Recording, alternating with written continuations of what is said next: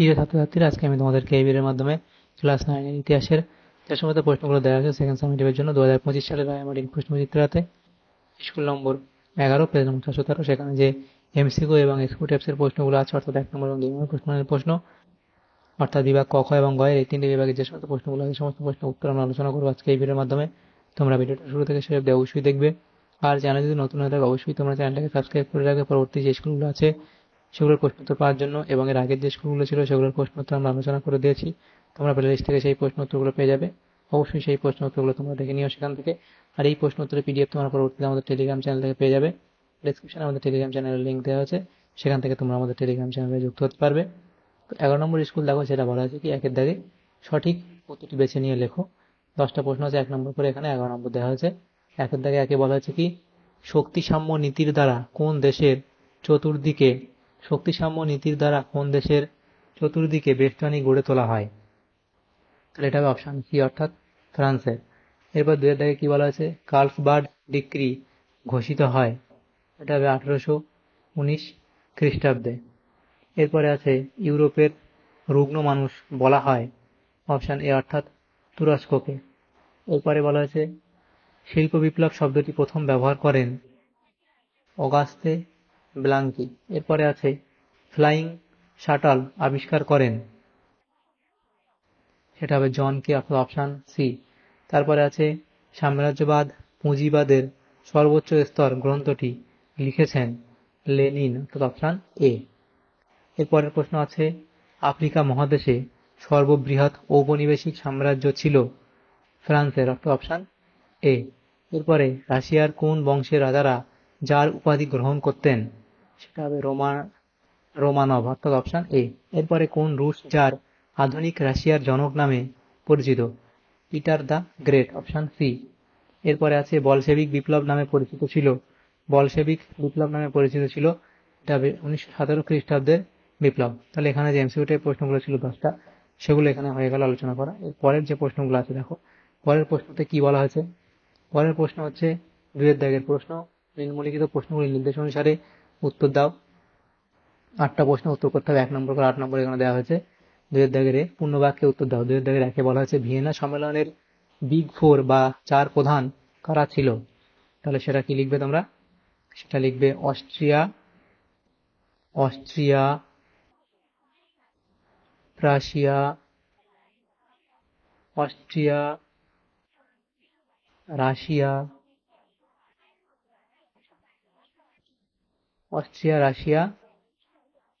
Russia ও England. এরপরে দশম চার্লসের আমলে প্রবর্তিত 2টি দমনমূলক আইনের নাম লেখো। তাহলে 1 নম্বর লিখে দিই, সেটা লিখবে তোমরা যে অর্ডিন্যান্স অফ সেন্ট্রাল কোয়ার্টার। 2 নম্বর লিখবে জুলাই মাসের অর্ডিন্যান্স। এবারে বিয়ের দাগে বলা হয়েছে ঠিক বা ভুল নির্বাচন করো। প্রথম প্রশ্ন, কার্ল মার্কস কমিউনিজম বা সাম্যবাদ শব্দটির পরিবর্তে সোশ্যালিজম বা সমাজতন্ত্রবাদ শব্দটি ব্যবহার করেন, এটা ভুল বলা হয়েছে। নেক্সট প্রশ্ন, আমেরিকা জাতিসংঘের সদস্যপদ গ্রহণ করেনি, এটাও ভুল বলা হয়েছে। সি এর দাগে বলা হয়েছে সঠিক উত্তরটি নির্বাচন করো। সি এর দাগের 1 বিবৃতি বলা হয়েছে কি যার দ্বিতীয় আলেকজান্ডার বিভিন্ন দমনমূলক নীতি প্রত্যাহার করেন। এখানে তোমাদের ব্যাখ্যা 2টা সঠিক হবে। তিনি বিদ্রোহের চাপে দমননীতি প্রত্যাহারে বাধ্য হন। 2 নম্বর কি বলা আছে বিবৃতি? ক্রিমিয়ার যুদ্ধে রাশিয়ার পরাজয় ঘটে। এখান থেকে তোমাদের ব্যাখ্যা 1টা সঠিক হবে, রুশবাসীরা যুদ্ধের বিরোধিতা করছিল। এরপরে যে প্রশ্নগুলো আছে দেখো, সেখানে কি বলা হয়েছে? বিয়ের দাগের স্তম্ভ মেলাতে দেওয়া হয়েছে, এদিকে বাম স্তম্ভ, এদিকে ডান স্তম্ভ দেওয়া হয়েছে। 1 এর দাগে কি বলা হয়েছে? যে জার তন্ত্র, সেটা তোমাদের মিলবে কি মিখাইল রোমানভ। 2 হচ্ছে আধুনিক রাশিয়ার জনক, সেটা হচ্ছে এ পিটার দ্য গ্রেট। 3 হচ্ছে কি ডিসেমব্রিট বিদ্রোহ,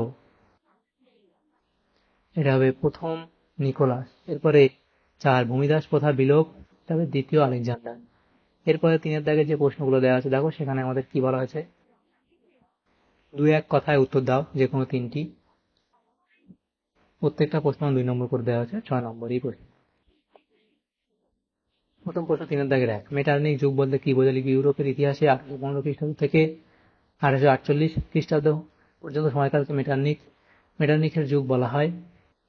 ভিয়েনা সম্মেলন বা 1815 খ্রিস্টাব্দ থেকে 1848 খ্রিস্টাব্দ পর্যন্ত সময়কালে মেটার্নিক ইউরোপীয় রাজনীতির উপর একচ্ছত্র আধিপত্য বিস্তার করেছিলেন। এই সময়কালে তার ইচ্ছা অনুসারে ইউরোপীয় রাজনীতি পরিচালিত হয়েছে। তিনি ছিলেন ইউরোপের ভাগ্য নিয়ন্তা। তাই ঐতিহাসিক লুই ফিশার এই সময়কালকে মেটার্নিকের যুগ বলে অভিহিত করেছেন।